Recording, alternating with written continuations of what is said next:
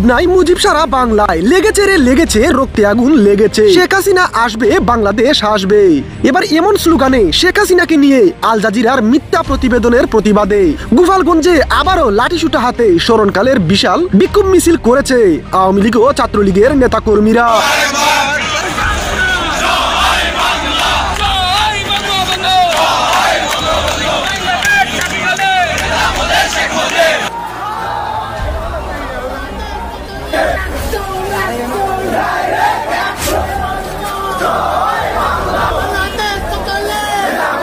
এবার কঠিন অ্যাকশনে নেমেছে আওয়ামী লীগ ও ছাত্রলীগ। বিক্ষুব্ধ নেতাকর্মীরা বলেন, শেখ হাসিনা রাজনৈতিক প্রতিহিংসার বলি, তাই আল জাজিরাকে দিয়ে মিথ্যা প্রতিবেদন তৈরি করেছে ৭১ বিরোধী ক্ষমতালোভী ইউনূস সরকার। শেখ হাসিনাকে নির্বাচনের বাইরে রাখতেই এই ষড়যন্ত্র করা হচ্ছে, তাই আমরা বেঁচে থাকতে তা কখনো হতে দেব না।